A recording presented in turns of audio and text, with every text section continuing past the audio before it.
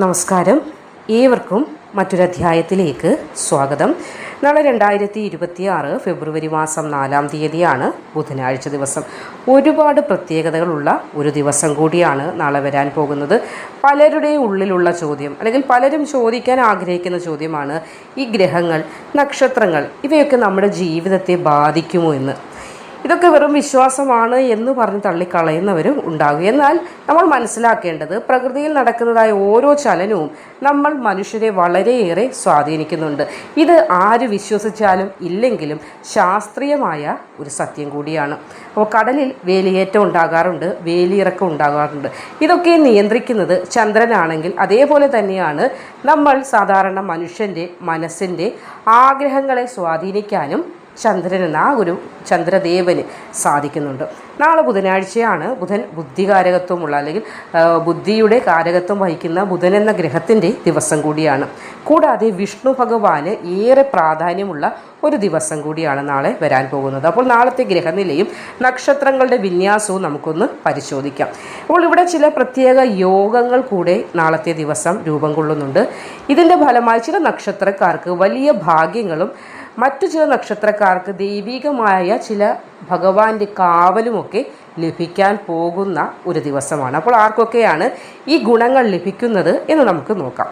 അപ്പോൾ അതിന് മുന്നേ തന്നെ നാളത്തെ ദിവസത്തെ എങ്ങനെയാണ് മികച്ചതാക്കേണ്ടതെന്നും നമ്മൾ മനസ്സിലാക്കേണ്ടത് വളരെ അത്യാവശ്യമാണ്. ആദ്യം നമുക്ക് നാളെ സംഭവിക്കുന്ന ആകാശ കാഴ്ച, അല്ലെങ്കിൽ ഗ്രഹങ്ങളുടെ വിന്യാസം എങ്ങനെയെന്ന് പതിവ് പോലെ ഒന്ന് നോക്കാം. നാളെ സൂര്യൻ നിൽക്കുക, അതായത് നമ്മുടെ ആദിത്യൻ നിൽക്കുന്നത് മകരരാശിയിലാണെന്ന് അറിയാമല്ലോ.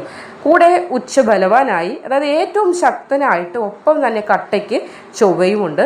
കൂടാതെ ഇവിടെ ശുക്രനും മകരം രാശിയിൽ തന്നെ നിൽക്കുന്നുണ്ട്. ഇത് വളരെ ശക്തമായ 3 ശക്തരായ ഗ്രഹങ്ങളാണ് ഒരേ രാശിയിൽ നിൽക്കുന്നതിനാൽ തന്നെ ത്രിഗ്രഹ യോഗമാണ് ഉണ്ടാകുന്നത്. അത് കർമ്മരംഗത്ത് നാളെ ഉണർവ് നൽകുന്ന ഒരു സമയം എന്ന് പറയാം. കാരണം ഈ ഗ്രഹങ്ങളുടെ സ്ഥാനം വെച്ച് നോക്കുമ്പോൾ അത് തന്നെയാണ് നമുക്ക് നാളെ വിശേഷിപ്പിക്കാൻ സാധിക്കുന്നത്. കൂടാതെ ചന്ദ്രൻ നാളെ നിൽക്കുന്നത് ചിങ്ങം രാശിയിലാണ്. അപ്പോൾ ചിങ്ങം രാശിയിൽ ചന്ദ്രനോടൊപ്പം തന്നെ കേതു എന്ന, അതായത് കേതു ഗ്രഹത്തെ നമുക്ക് ഛായാഗ്രഹം എന്നൊരു നിഴൽ, മായ എങ്ങനെയാണ് പ്രവചിക്കാനായിട്ട് അല്ലെങ്കിൽ വിലയിരുത്താനായി സാധിക്കുന്നത്. അപ്പോൾ ആ ഒരു ഗ്രഹവും കൂടി നിൽക്കുന്നതിനാൽ തന്നെ ഇത് ആത്മീയമായി വളരെ ഉയർന്ന ചിന്തകളൊക്കെ ചില നക്ഷത്രക്കാർക്ക് ലഭിക്കുന്ന ഒരു ദിവസം കൂടിയായിരിക്കും. അതായത് മനസ്സ് ദൈവത്തിലേക്ക് കൂടുതൽ തിരിക്കുവാനായിട്ട് ഇതിലും നല്ല ഒരു സമയം ഇനി വരാനില്ല എന്ന് വേണമെങ്കിൽ നാളത്തെ ദിവസത്തെ നമുക്ക് വിശേഷിപ്പിക്കാം. അപ്പോൾ ബുധനും രാഹുവും കുംഭം രാശിയിലും, വ്യാഴം മിഥുനത്തിലും, ശനി മീനത്തിലും നിൽക്കുന്നു.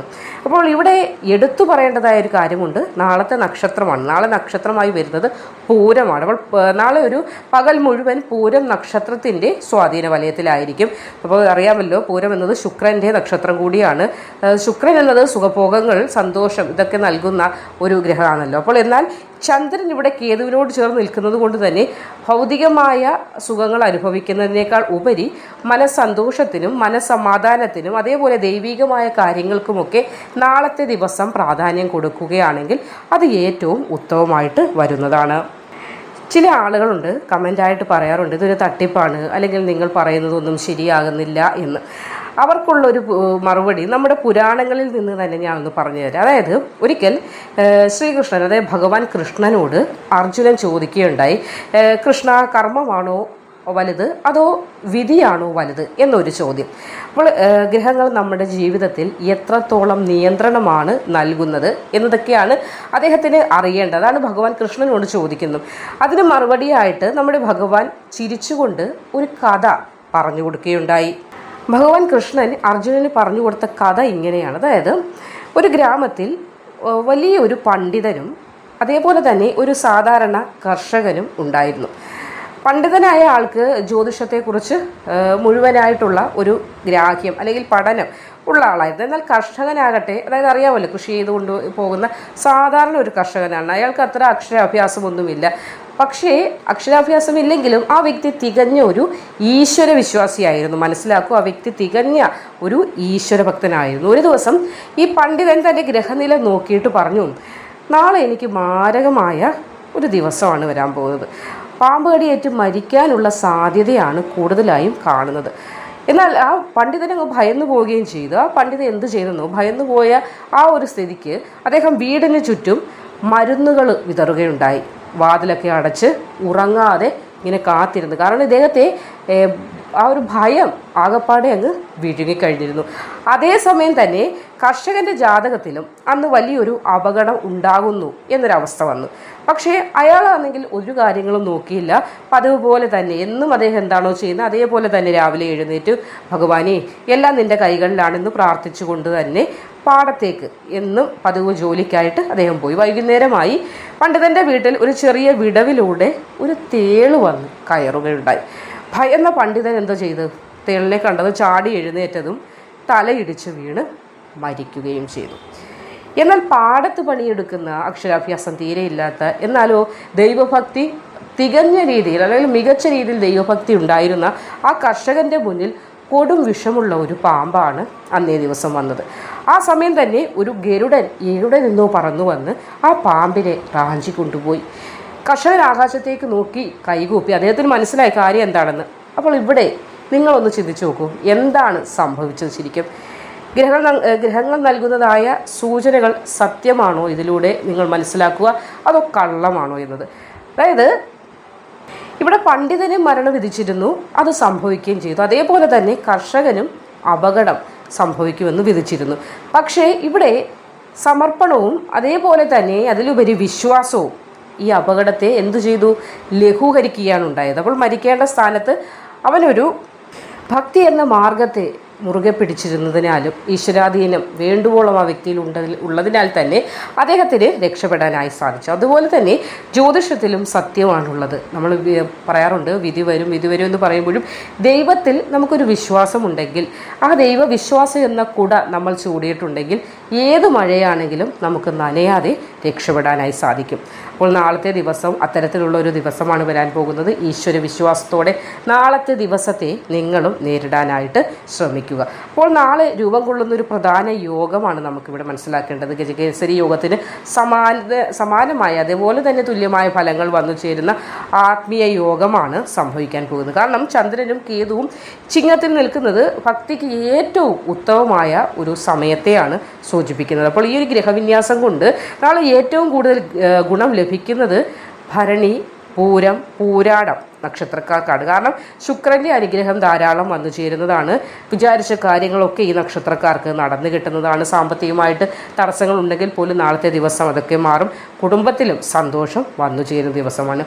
ഇനി അശ്വതി, മകം, മൂലം കേതുവിൻ്റെ സ്വാധീനമുള്ള നക്ഷത്രങ്ങളാണ് ഇവ മൂന്നും. അപ്പോൾ നാളെ നിങ്ങൾ ക്ഷേത്ര ദർശനം നടത്തുന്നത് നിങ്ങളുടെ ജീവിതത്തിലെ എല്ലാവിധ ദോഷപരിഹാരങ്ങൾക്കും അല്ലെങ്കിൽ ദോഷങ്ങൾക്കുമുള്ള ഒരു പരിഹാരമായി മാറുന്ന ദിവസമാണ്. മനസ്സിന് വലിയൊരു ആശ്വാസം. അതായത് മുൻപേ അല്ലെങ്കിൽ ഇന്നലെയുള്ള ദിവസങ്ങളിലൊക്കെ നിങ്ങൾ അനുഭവിച്ച ടെൻഷനൊക്കെ മാറി നാളത്തെ ദിവസം മനസ്സിന് വല്ലാത്തൊരു സമാധാനം തോന്നുന്ന ദിവസമായിരിക്കും. ഇനി രോഹിണി, അത്തം, തിരുവോണം ചന്ദ്രൻ്റെ നക്ഷത്രക്കാരാണ് രോഹിണി, അത്തം, തിരുവോണം. അപ്പോൾ നാളെ മനസ്സ് ശാന്തമാകുന്ന ഒരു ദിവസമായിരിക്കും. പഴയ സുഹൃത്തുക്കളെ കാണാനോ അല്ലെങ്കിൽ നിങ്ങൾ കേൾക്കാൻ കാത്തിരുന്നതായ കാതിന് ഇമ്പം നൽകുന്ന ശുഭകരമായ വാർത്തകളൊക്കെ കേൾക്കാനും സാധിക്കുന്നതാണ്.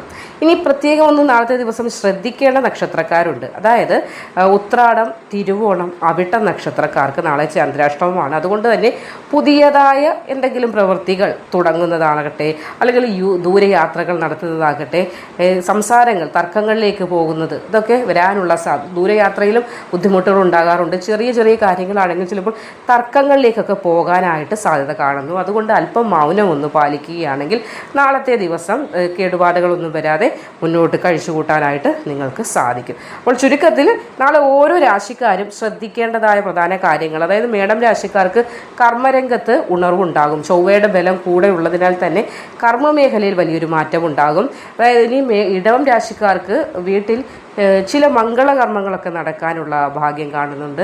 മിഥുനം രാശിക്കാർക്കാണെങ്കിലോ യാത്രകൾ ഗുണം ചെയ്യുന്നതാണ്. നാളെ എന്ത് യാത്രകൾ നടത്തിയാലും അതിൽ നിന്ന് സന്തോഷിക്കാനുള്ള കാര്യങ്ങളുണ്ടാകും. കർക്കടകം രാശിക്കാർക്ക് ധനലാഭം പ്രതീക്ഷിക്കാവുന്ന ഒരു ദിവസമാണ് നാളെ. അതേപോലെ ചിങ്ങം രാശിക്കാർക്ക് മനസ്സ് അല്പം അസ്വസ്ഥമാകാനുള്ള സാധ്യത കാണുന്നു. എങ്കിലും വിഷമിക്കേണ്ട. നിങ്ങൾ പ്രാർത്ഥനയിൽ അഭയം തേടുക. ആ പ്രാർത്ഥന നിങ്ങളെ രക്ഷിക്കും. ഇനി കന്നി രാശിക്കാർക്കാണെങ്കിൽ അല്പം ചിലവുകൾ കൂടാനുള്ള ഒരു സാധ്യതയുള്ളതിനാൽ ആ ഒരു മേഖല അല്പം ശ്രദ്ധയിൽ കൊണ്ടുവരണം.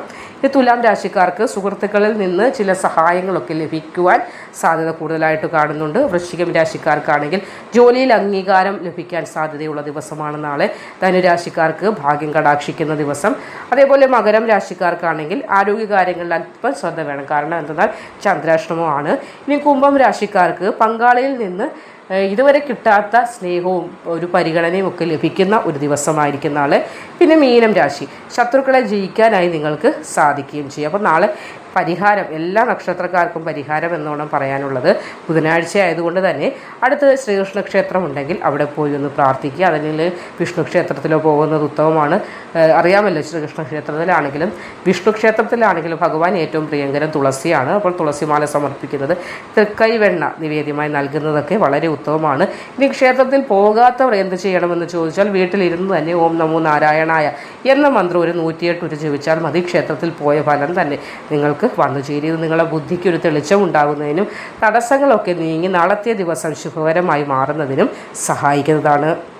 അപ്പോൾ ഏവരും മനസ്സിലാക്കുക, ജ്യോതിഷം എന്ന് പറയുന്നത് ആരെയും ഭയപ്പെടുത്താൻ വേണ്ടിയുള്ള ഒരു കാര്യമല്ല. ഇതും നമ്മുടെ ജീവിതത്തിൽ മുൻകരുതലുകൾ എടുക്കാനുള്ളൊരു വഴികാട്ടിയായിട്ടാണ് വന്നു ചേരുന്നത്. അപ്പോൾ നാളത്തെ ദിവസം നല്ല ചിന്തകളോടെ ആരംഭിക്കുക. ഈശ്വര എല്ലാവർക്കും കൂടെ തുണയായി ഉണ്ടാകട്ടെ എന്ന് എല്ലാ ഗ്രഹദോഷങ്ങളെയും മറികടന്ന് ഈശ്വരാനുഗ്രഹം നിമിത്തം നിങ്ങൾക്ക് വിജയത്തിലേക്ക് എത്താൻ, നിങ്ങൾ മനസ്സിലാഗ്രഹിച്ച കാര്യങ്ങളൊക്കെ പൂർത്തീകരിക്കാൻ നാളത്തെ ദിവസം സാധിക്കട്ടെ എന്ന് ആശംസിക്കുന്നു. നന്ദി.